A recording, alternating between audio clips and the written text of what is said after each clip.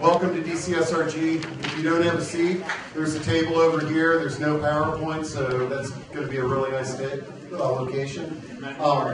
My name is Steve Gurney. I publish Guide to Retirement Living Sourcebook. Welcome to DCSRG. This is a DC Senior Resource Group. As you can see, we got Abby right here front and center for Media Masters. She videotapes our meetings, and you can see them online. And actually, what I would say is that if you weren't here in October, I want you to go on our website to see our speaker who you're going to meet in a moment from October, because this is sort of a two-part program that we put together. But if this is your first time coming to DCSRG, we like to compare this to being like a Chamber of Commerce for senior serving professionals.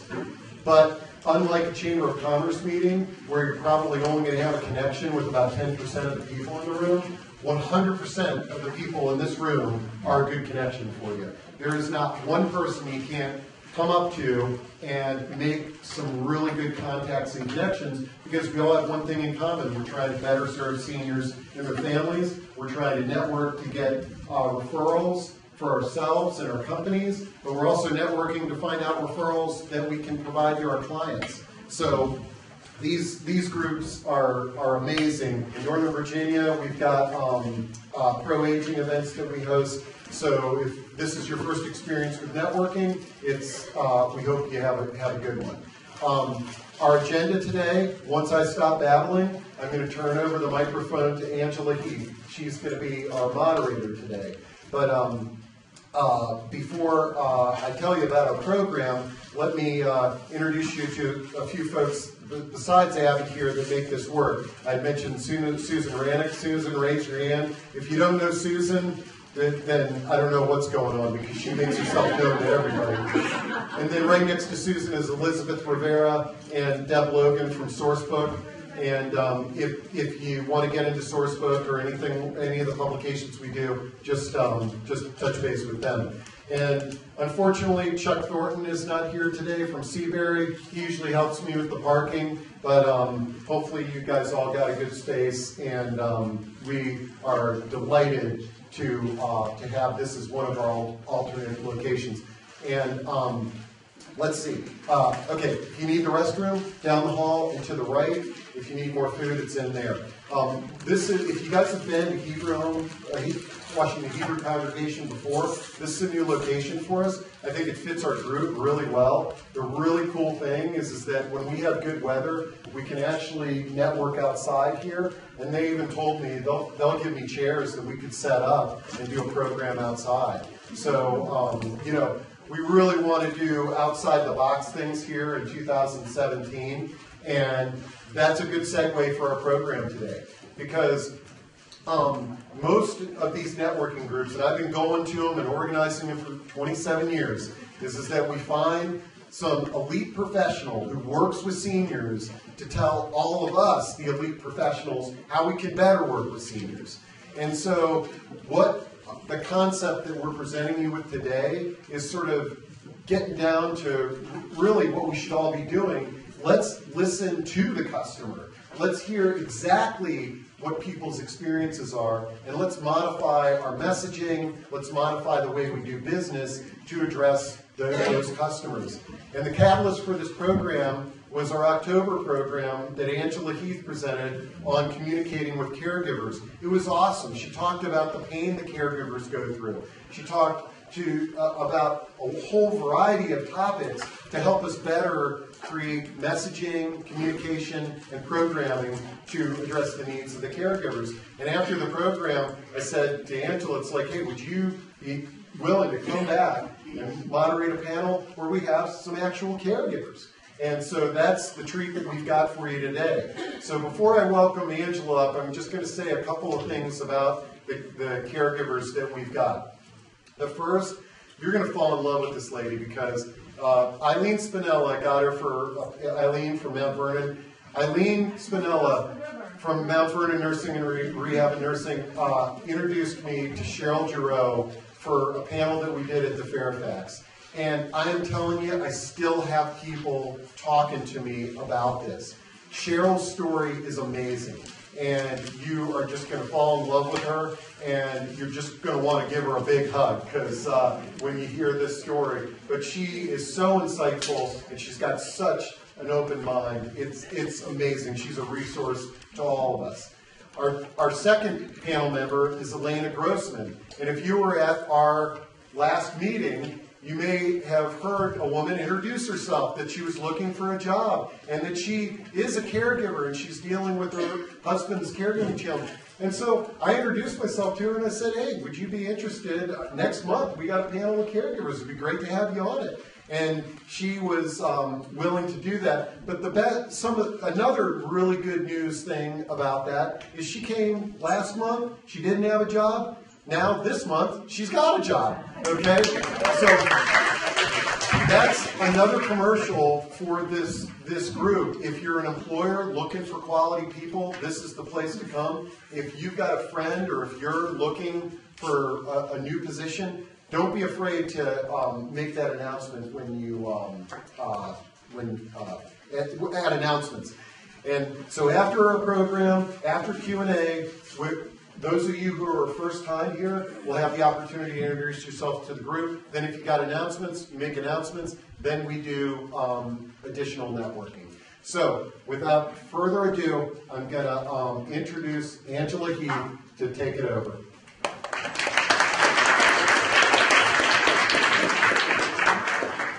It's really a thrill to be back with you again because I truly believe in the whole caregiving issue.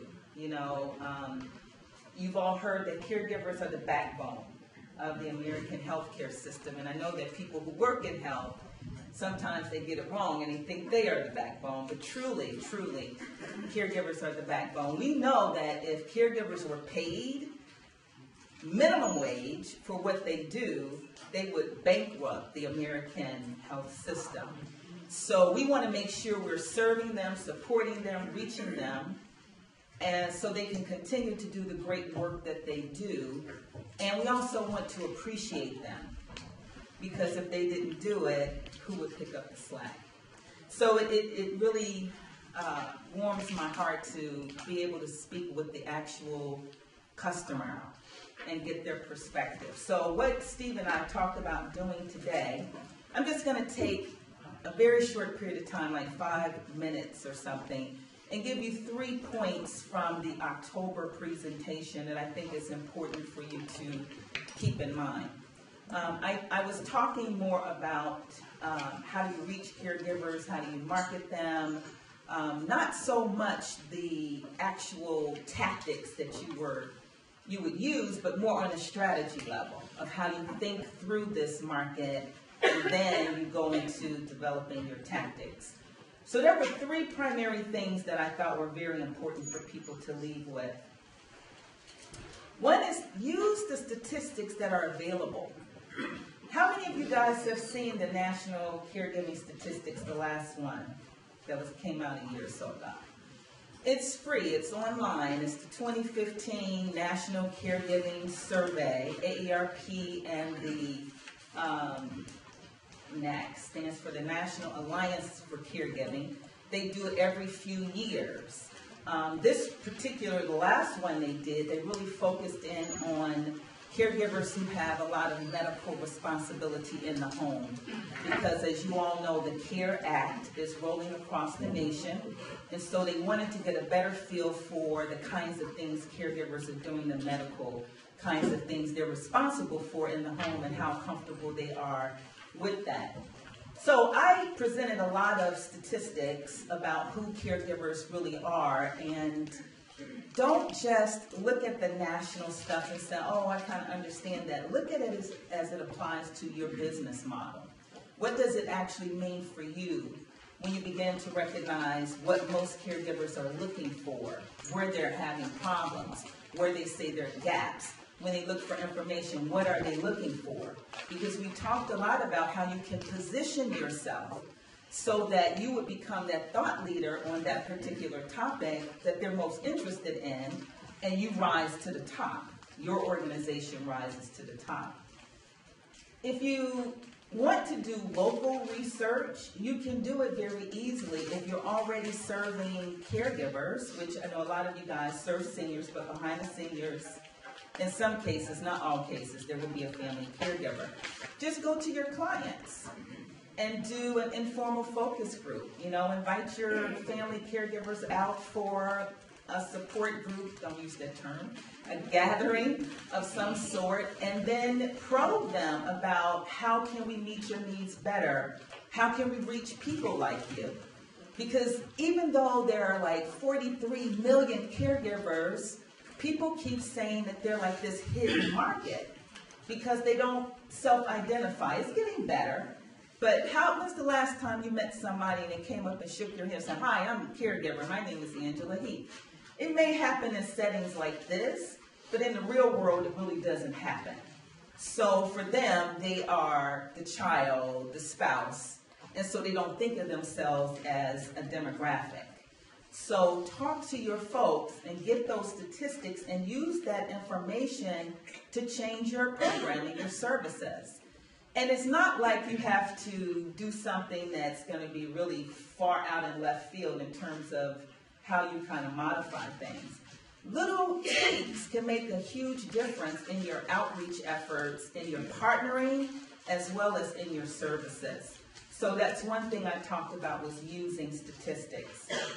The second thing I think is really critical for us to realize is that that huge population, you can't serve everybody. It's very diverse. So you've got to segment the market. You have to know who you're looking for in order to serve them well and in order to reach them at all. You don't use the same strategies for a working caregiver that you would for an older spousal caregiver. They don't have the same information needs. They're not going to be at the same places. So you have to segment your market.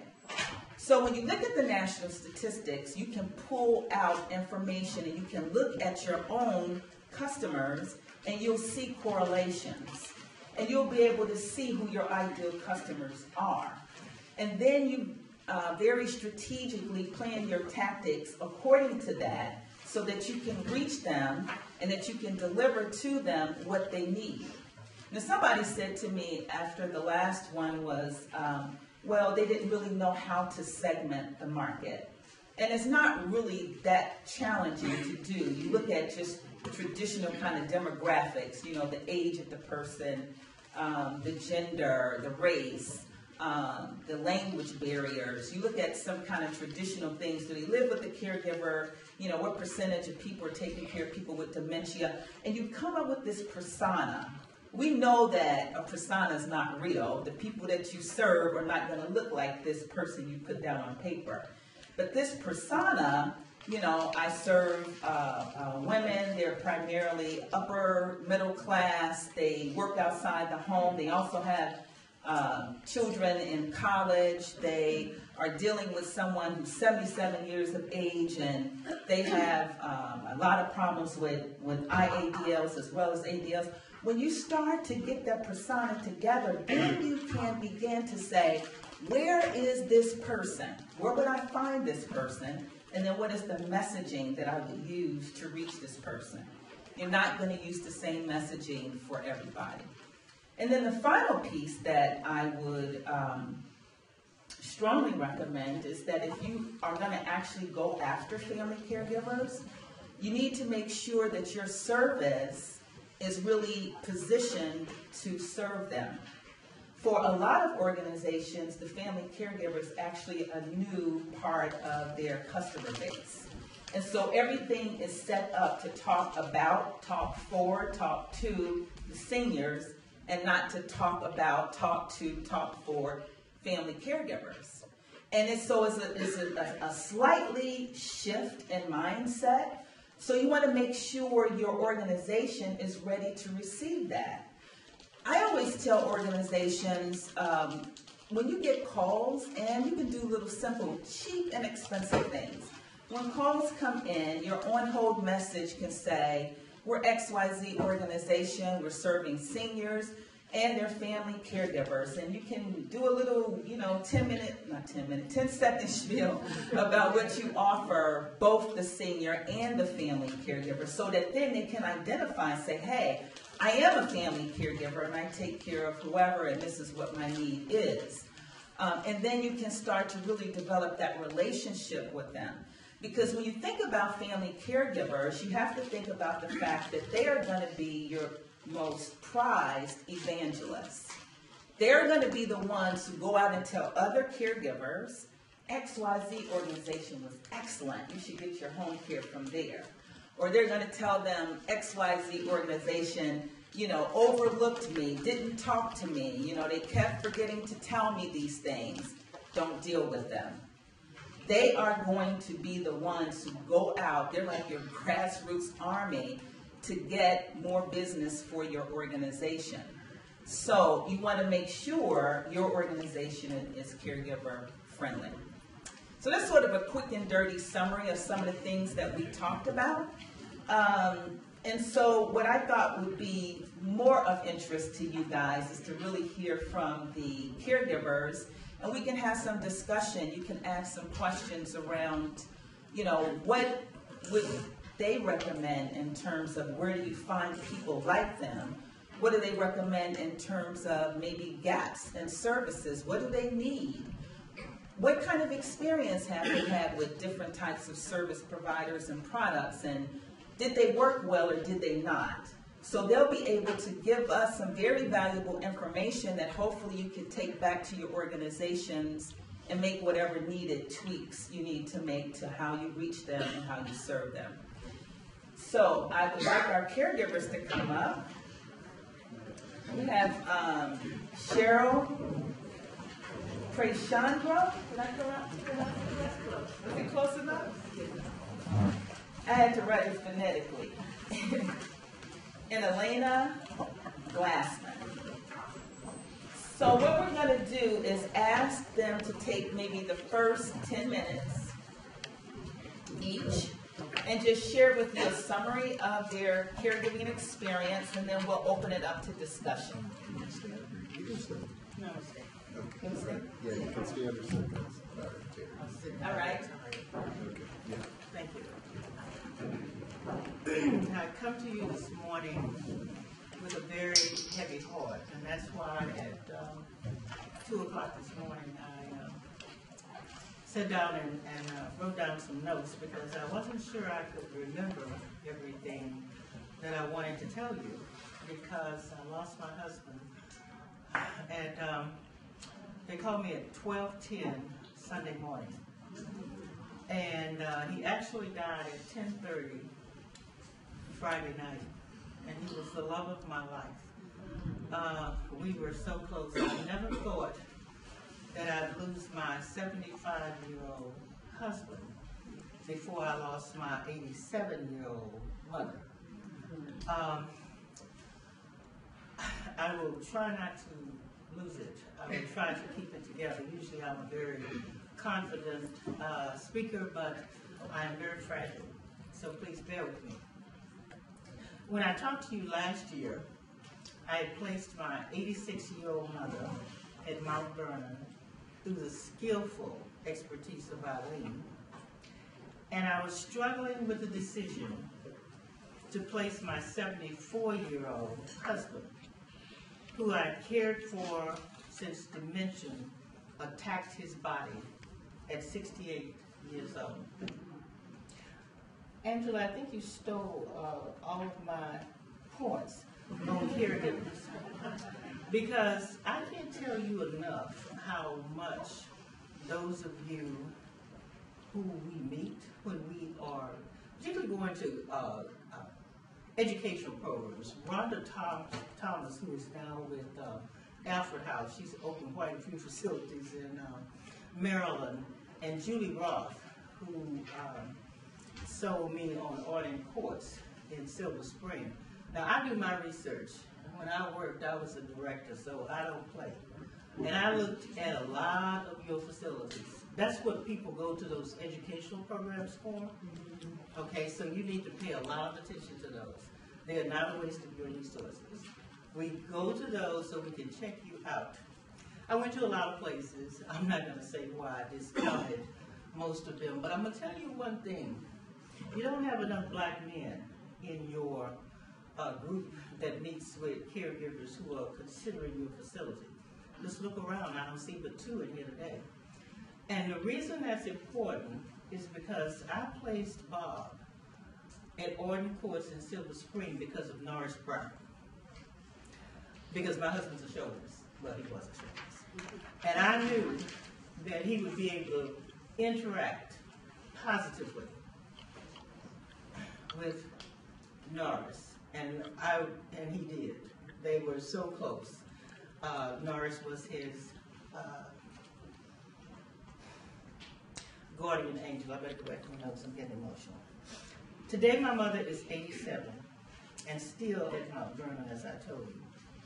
And as I said, I lost Bob Saturday night. We discussed the slow loss of a mother and a husband. I lived with my mother for 15 years before I went to college. I have lived with my husband for 35 years. I give you those facts because you are actually closer to your husband than you are to your mother. That's important for you to understand. When you see the caregiver coming through the door with heavy, sad hearts, be kind to them, as the people at Orden Courts are to me. Caregivers are very fragile emotionally. They are slowly grieving the loss of the companionship, love, and intimacy that they will never get back. Watching my mother transition makes me sad. Watching Bob transition hurt my heart. Bob and I were peers. We were in the same business. I met him training him. Friends and lovers. There will never be another Bob for me. My husband will never hold me again. Cruise with me. Respond to my honey, please help me calls. Last week, I could still kiss him. But he would look at me as though he did not understand, because he did not. When we sat and listened to the music of our youth in the music room at Orden Courts, and I encourage all of you to establish a music room in one of your areas, because people love music. And people with dementia never lose their ability to appreciate their music. He would sometimes start to cry, remembering, and that just broke my heart. The long goodbye, as Nancy Reagan said, is the cruelest goodbye. For those of you who work in facilities, be kind to the caregivers who work with your residents. They have the most unpleasant task that they have to do for strangers. It's not hard for me to do what they do for my husband because I love him. But I couldn't do that for a stranger, I'll be perfectly honest with you. So please be kind to them. And as Angela said, pay them more. And allow your caregivers to demonstrate their appreciation for them. The only thing that I don't like about your facilities is that you don't allow us to tip. And it's nothing wrong with that. I tip when I go to eat at a restaurant, I tip the paper guy, I tip everybody. Because I had those jobs once. So I'm a very lavish tipper. Because I'm thankful that I don't have that job anymore. And I will tell you something. I observe those caregivers take so much abuse, particularly from dementia. I don't know about the assisted living people, but the dementia people are mean. And my husband was never a behavior issue, thank God. But they have to take so much abuse from those, and physical too, because as a matter of fact, I got into a confrontation with one of the people who was attacking one of the caregivers, and I refused to sit there and allow that to happen. So I almost got into a confrontation with one of the dementia guys. And he got his spoon and I got my spatula, and we were about to go to Fifth City. And you know we was going but anyway, I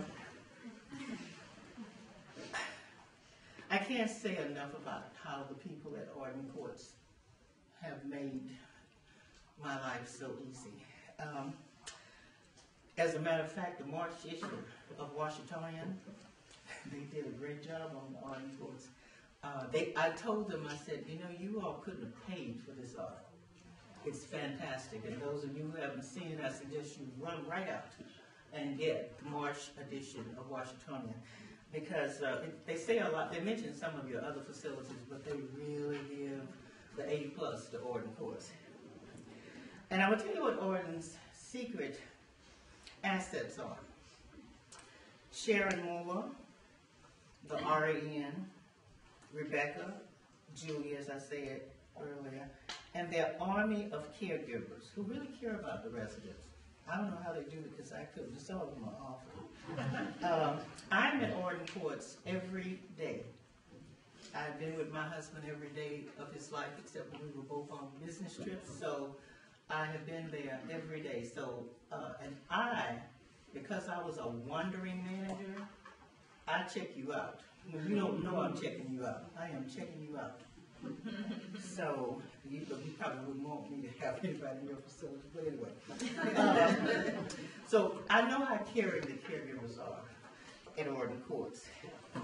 And on Friday, this past Friday, when I watched Sharon, who is an RN, that has secured a zero deficiency status, and some of you know what that means, I don't, for Ordinance Courts, assist the caregiver, changed my husband, who had gotten to the point that it required 2 people to care for him. I was quite blown away because some of you probably think you're too good to do what a caregiver does. But Sharon put on her gloves and did what she had to do. So, I can't tell you how important it is, as Angela said, to be kind to the caregivers. They are the backbone for your organization. Find a way to allow them to take tips from the people who want to tip them. Let the caregivers know every day of the week. I don't know what it was, but I saw somebody, no, that's my, ma'am, not that one, come sit here. Yes, that's those are the private papers of my husband. I have to meet with the funeral home, and I did not want her to trouble. But anyway, I don't want to take all your time. I just wanted to let you know, be kind to your caregivers.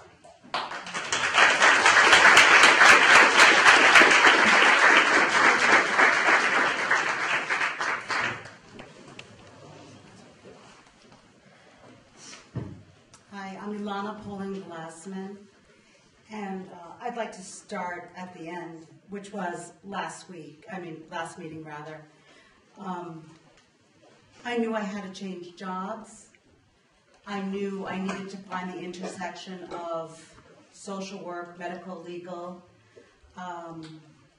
and I announced who I was. I announced, a little bit about myself, and a very nice man came up to me and told me about his industry, and it was a perfect fit.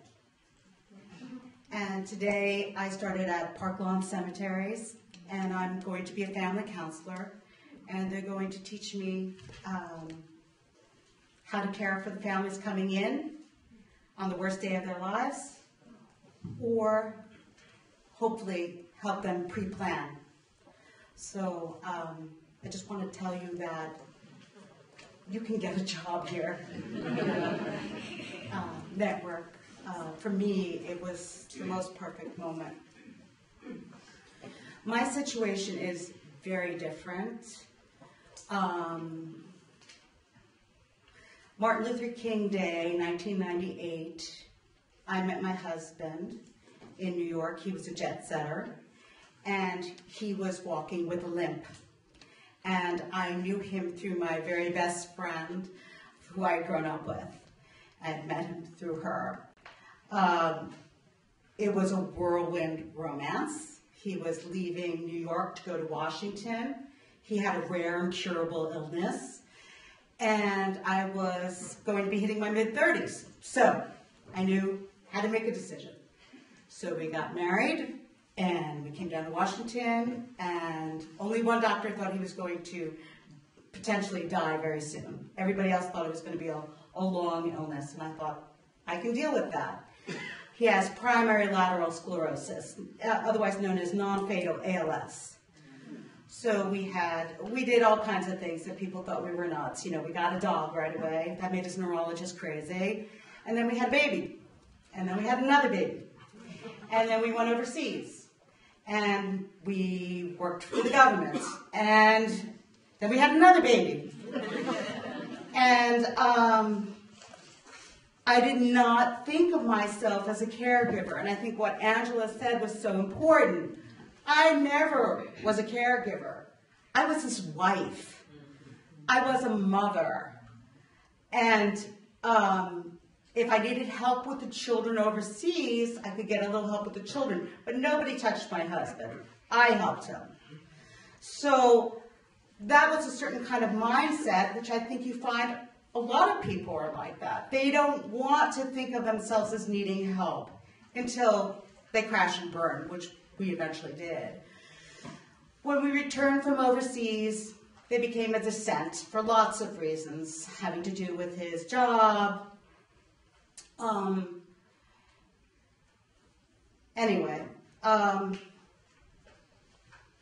Eventually he retired, and that was the real downfall. I didn't realize that he was getting worse because we had our youngest child when he was in a wheelchair. There was always levels of bad, you know. I didn't mind helping him in lots and lots of ways. But when he started to treat us as if we were anybody, we were no longer his wife, no longer his children, because the illness had progressed to the degree where he couldn't delineate in that way. Now, there's a very long time that there's a gray area. Very long time. So you go to the attorney and you try to work things out with the attorney who's known him for 20 years, and he says, kiss her goodbye, you're going to a nursing home. And he says, I'm not doing that. And you try to make plans. How are you going to survive? And nothing makes sense. And then you start listening to people on the side who say, go see a few more attorneys. And all of them say, I have to divorce him. Right? So it's not only losing a person over a long period of time, it's also being forced to divorce him. Right? So when child number one couldn't deal with daddy anymore for different reasons, knew that something was wrong, probably because she's the eldest child. And she said, Daddy's not well. I don't think it's healthy for us to be around him anymore. And then child number two starts disrespecting him because the father has become the patient. And therefore, now I have a child who's learning the wrong way how to treat an adult. And then child number three says, Daddy is not who he used to be. And children don't lie, they let you know. Okay. I knew I had to protect those children. So I had to make a choice. And I have used some of the help here in this room. The first step was the lawyer, going back to him and getting the social worker on board. It was excellent. Thing is that this poor social worker, it was, serving seniors. Not all of us are seniors, or we don't think of ourselves as seniors because, we're still on the younger side of it, right? I know that they say things like 50 or 55. So when you're marketing, you might want to avoid words that are like senior or elder or old or aged or whatever. We're just people with issues. Now, granted, my husband is 10 years older than I am, but that wasn't the cause of his malady, right? So the social worker became involved, identified him as full care. That was easy. But he still wasn't willing to go. Wasn't willing to go to those homes. So I started self-educating and going into these different places and asking some of you questions. And some of you would say, can't take him, he's too young, he's not 65. Right. But walking in and people saying to me, oh, you're looking for your mom, you're looking for your dad. No, I'm looking for my husband. And going in with the then 10-year-old, we're looking for his father, right? You don't know who you're serving. So just think of it that way. I know I'm not cookie cutter, but nobody is. Cheryl's story is not cookie cutter either. She has her story. I have my story. He eventually went to an assisted care facility, and he was good there, and we were able to take I could finally see where everything had declined in every aspect of our lives. The kids felt safe, I felt safe. But the problem is he's on his own journey, and he and his mind is just fine. So he chose to check himself out, move into independent care, hire help. And, I had envisioned even earlier when people had advised me, leave him in the house. Let protective services come in. Like, I'm going to leave my husband in the house so his children can see that I've left their father, so he can hurt himself. So you can only imagine the two worlds I was dealing with. The only way to protect my family is to divorce him. And so in Washington, it's so much more fun to say, oh, it's a contentious divorce. And then I'm keeping the children from the father and all those sorts of things. So it is going on right now. He isn't, as Cheryl and I shared over there, he isn't the person who I married. And I don't blame him. It's not his fault. He's ill. Right? So how can you folks help a person like me? I'm a stubborn girl. That means I didn't ask for help until I needed help. But it was frustrating reaching out for help, and people couldn't get their heads around that he wasn't my father.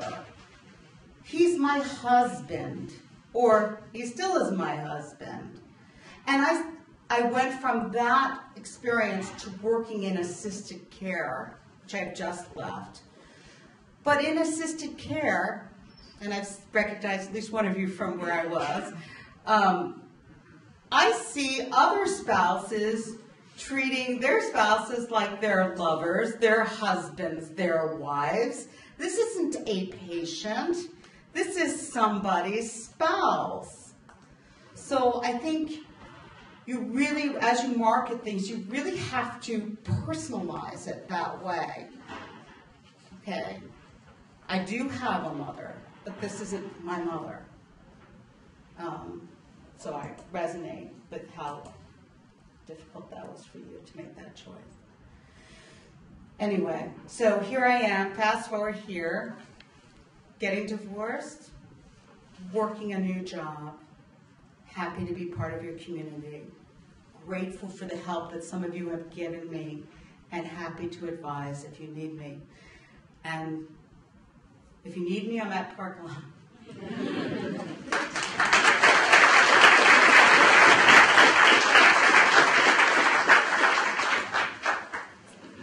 So let's get some discussion from you guys. I'm sure that there are questions you want to ask the caregivers about how you could reach them better, serve them better. Anybody have a question? No? Yes. I just have it's not necessary for you, what caused you to move toward divorce? I don't quite understand what caused that. It's a legal question. Right. So, long-term care is not sustainable if you still have 3 children Okay. in school. I mean, they haven't even reached college, and even their college funds are potentially at risk. At risk, right? I see. So it's a problem that's bigger than all of us. What was interesting for me to find out is that there's a whole long line of people who are older who just say, okay, honey, we have to get divorced now, okay, and they go and do it. Right. But for us, it took an odd twist where in the beginning he was willing to do what was necessary, but I guess it became too painful. It was too painful for me too to actually think of it as part of the program. It became, oh, we're getting divorced. That means we must be angry at each other and all these other things. But, Nothing to do with it. No. yeah. But it is what it is. Yeah, just a practical solution to the specific problem. It's the way it is. Other questions? Yes, sir. So for both of you all, what was the sort of aha moment when you said, you know, I need help? Because, as you said, you're stubborn, and we see that, I think all of us, so often, where people, the outsiders looking in go, oh my God, they need help. But the family goes, we're good, we don't need it. Yeah. What was the moment? Well, I have now an 11-year-old. When he was 9, he would say, I don't care how late Daddy gets out of bed. I just need to know where he is. I need to know where he is. And at 10, he said, if Daddy doesn't leave, I'm going to run away. So all 3 were letting me know very clearly. What surprised me is that I thought society would support me when I said, oh, okay, I can't do anymore. I've done this our whole marriage. I thought everybody would say, good job, and let us support you. I was surprised to find out that it became almost a chauvinistic experience, whereas had I been a man, it would have been better received. But because I was a woman, it's, why can't you do more? And with the lawyers screaming at me, you don't have any Social Security or not enough. Who's going to look after you? You need to do what you need to do to take care of yourself. So women have big hearts. We are caregivers. That's what we do. But we also don't often take care of what we need to make ourselves strong. So the aha moment was when all 3 kids were screaming. Yeah. That's an excellent question, and I absolutely know why you ask it. Because that is what you want to know when you are trying to determine what will be the tipping point that will get you the placement. And the reason that I placed my husband in July of 2016, after caring for him for 6 years, was when he fell on me the second time. He's a big man, and we were both on the floor, and I was struggling to get from underneath, and I realized that he could have hurt me physically, and I was the only thing keeping this boat, rolling. So that was the tipping point for me, and it happens like that for most people. Mm-hmm. But if you have caregivers like us who can gather that out of people in a because we've already said we're going to meet for coffee. Yeah. So this, and I told them my favorite place is Starbucks. So we've already decided which one we're going to go to. But that's the tipping point. You need to get to, and you really need to have someone like us that can talk to the people, you know, because I think that Parkland is smart to hire you. Because we can do the soft sell and get them ready for you, the hard sell. Because we can talk to them about what you're going through because we are going through it. You really can if you want. Because until you've walked in our shoes, you have no idea. There's one more thing, that visceral falling on you. I was so used to picking up my husband. I knew how to do it. I did it all the time. If I didn't feel well, I'd call the fire department, they'd come in and do it. When I had had a medical procedure one day, and I wasn't well, and I said, I really, really need to sleep. And he came to bed late that night, and he fell. And our then 12-year-old tried to pick him up. And the next day he said, you know, that they had struggled for an hour, but he got him up. He was a good boy. And I thought, no, he's not a good boy. I'm not protecting the child. So that was my tipping point. Also, it's a visceral, right? I wanted to give a little like national perspective on that. You know, one of the things that, you know, marketing and research folks, what we try to figure out is what is that point, and it is very individualized, but there's certain things we know will be that point. We know one of the main things that happens that causes people to move into different housing situations is incontinence, because that involves the lifting, it involves potentially bed sores, it involves just the smell, all of that. So we know that is one of the tipping points for family caregivers. And the other piece that you ladies talked about that we know from research is safety. When it's either no longer safe and usually the caregiver will push, and sometimes unfortunately they push past the point where it's not safe for them. Right. But the safety becomes a really big issue too. And then the third one that we know is nutritional issues.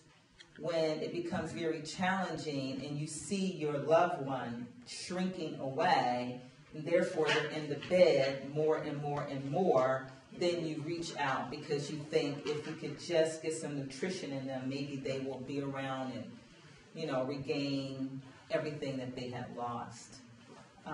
Other questions? Yes.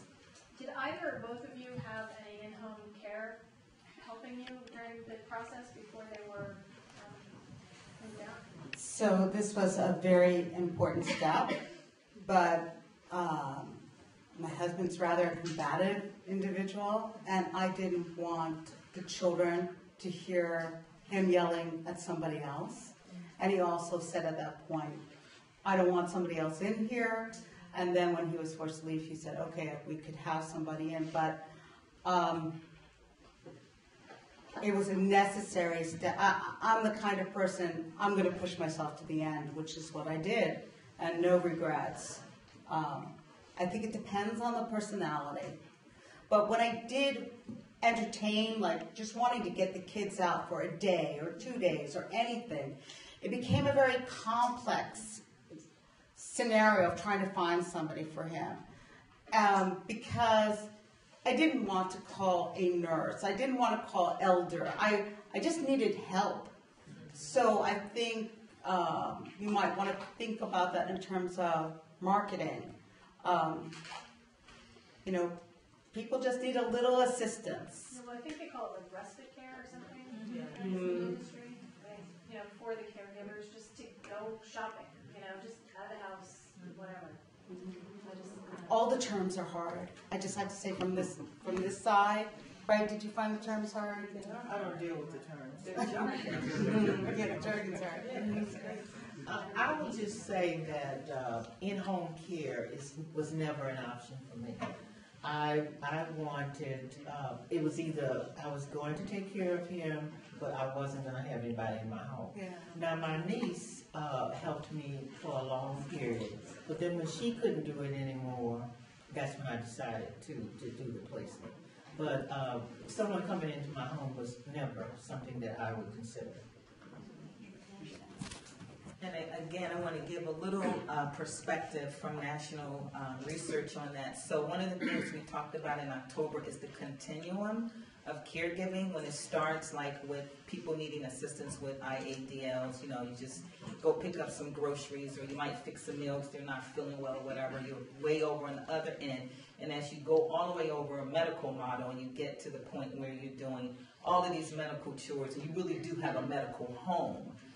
So depending on what you're offering people, that's one of the points you want to segment on.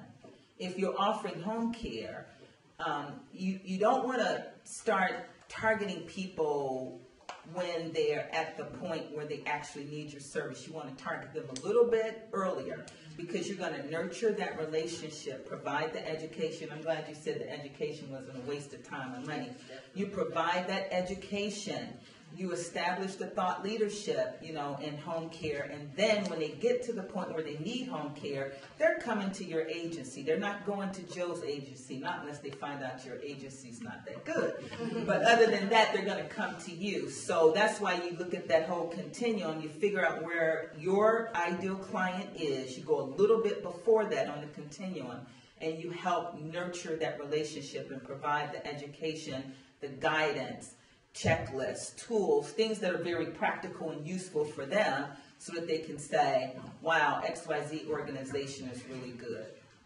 There was some question over here. Yes. Are you working with a life care manager or a social worker to coordinate the legal part and the issues with your children and the issues with yourself and your new job? My husband has a social worker, and she was very good at making it clear he is social worker, but she also tipped me off in order, if there was danger lurking for myself and the children, she let me know. Am I working with a social worker? Yeah, I'm working with I feel like an army of people trying to help us get where we need to be. The problem is that how we are perceived, you know, it's very easy to paint me as the woman who dumped her husband, but I had been, you know, I walked into it willingly, and I loved being with him. I feel like he left us, and not wanting to. So, yeah, it's not his fault, but trying to explain it to all the professionals is, you know, they can only see it in cookie cutter ways. But yes, I'm working with an army of people from different organizations. And I also want to give you some perspective. What often happens to family caregivers with this army of people, they're asking you the same questions over and over and over to aggravate you, right? Yeah. So, I mean, you know, that's something that I know some jurisdictions are trying to do, come up with an assessment that goes across agencies, so that, especially for working caregivers, I used to run the DC Caregivers Institute, and we had one person there who said she had taken off work 4 times in 2 weeks for different social workers to do their home visits. That's ridiculous. You know, that would cause a family caregiver to get fired. So I know it's kind of like above sometimes, you know, all of us in here, because it's more policy, and it really comes from the payment source, what they feel they need to have in order to justify whether or not a person is eligible for something. But just be aware of that. And so some of the things that you guys can do is maybe not just do your assessments during the week, especially for, you know, during working hours, especially for working caregivers.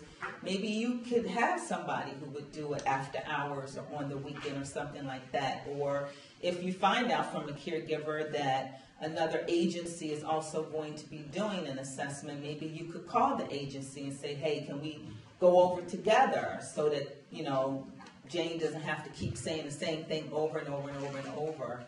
So just something to keep in mind. I have a before we wrap up, I want to emphasize to you again the importance of educational programs, because I just noticed Rhonda Thomas in the room, or as they said, in the house.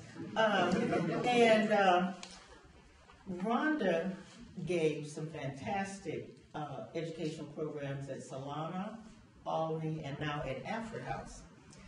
And if you ask why I didn't place with her, it's because she always represents the boutique.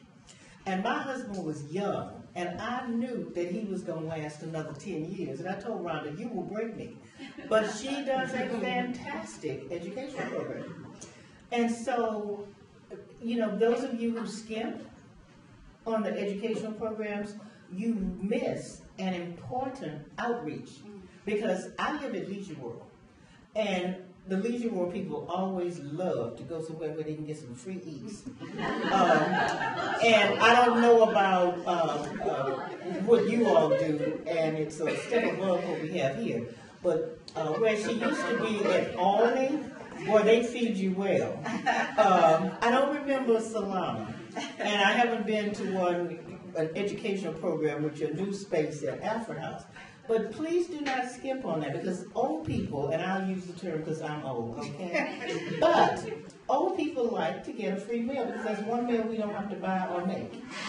So, therefore, don't skip on that. And don't skip on those educational programs. Get somebody like Rhonda Thomas to roll that out and get those people in there.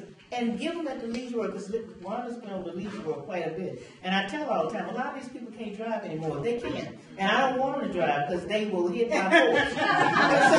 And so what they do is they like it when she comes there. And both Rhonda and Julie come to Leisure World. I haven't seen any of you all, and if you had given a program, I would have been there. Was there a question in the back? I saw you standing up. Go ahead. Hi, I'm Alice Thompson. Someone mentioned about respite care. I brought in some flyers from the DC Office on Aging. So if you are the caregiver, we have respite care. It's a fee up to $600 that you can hire someone so you can go to the movies or shopping or anywhere that you want to go. It's $600. So one time $600. So I have one caregiver. Good resource. Free money is always good. I'm sorry. Everything that the Office on Aging does is for DC residents only.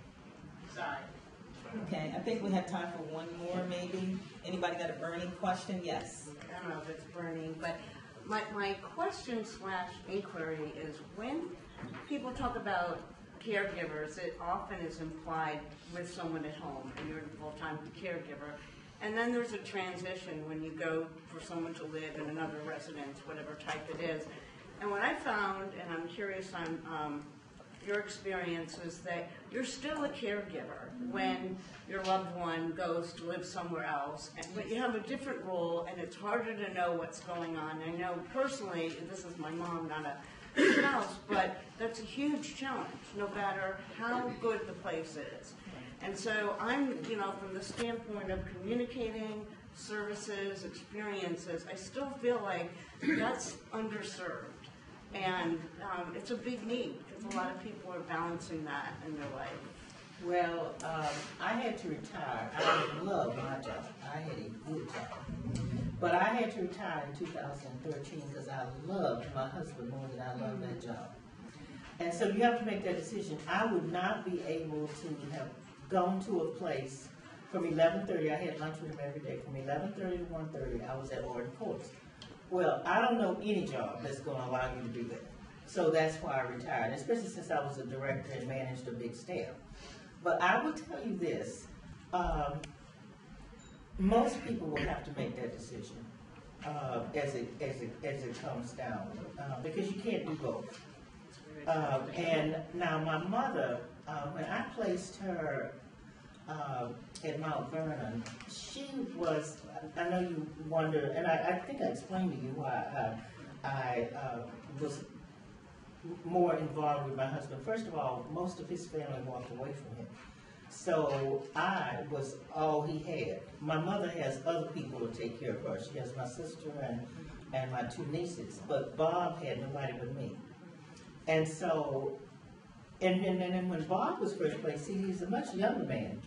when I retired in 2013, he really wasn't that far gone.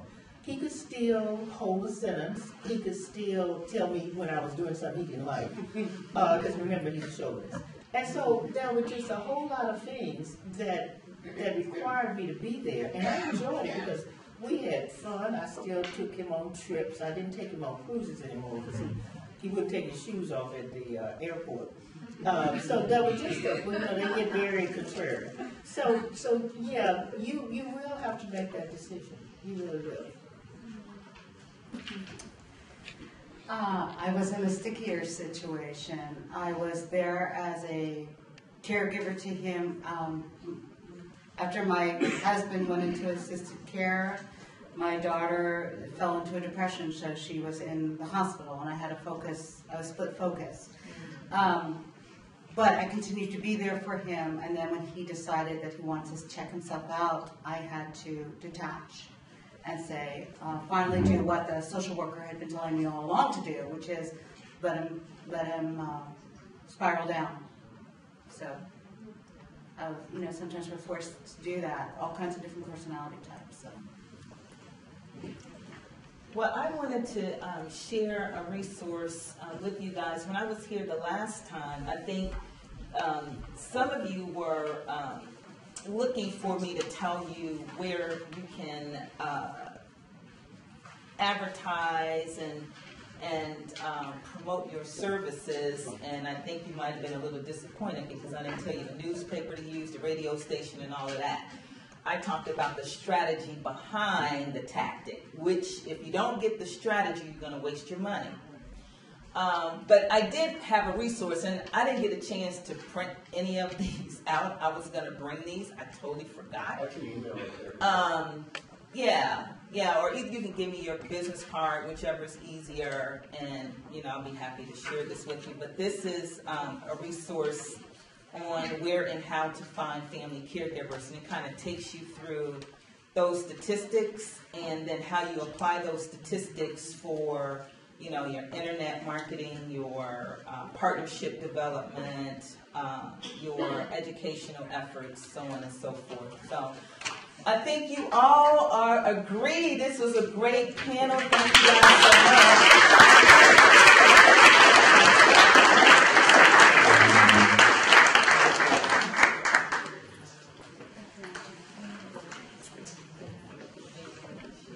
Oh man, I'm telling you, Abby, thank God you came to this meeting, okay? Because I'm glad we got this one on tape, aren't you guys? I can come to a lot of meetings if people want to hire me. Yeah, and if you want her to tape your meeting, she can do it or help you with the video. But I want to thank Angela and our two panel members. This, for me, was probably one of the best meetings that we've had at DCSRG in terms of just giving you a thought-provoking perspective.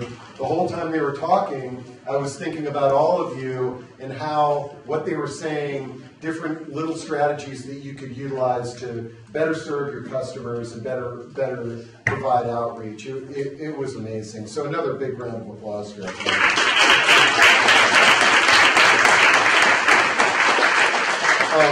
Okay, so now we're at the time where folks are here for the very first time. You can raise your hand and speak nice and clearly and introduce yourself to the group. But don't give us War and Peace, just who you are, who you work for, and maybe a little bit. Maybe if you're looking for a job, you're allowed to say that.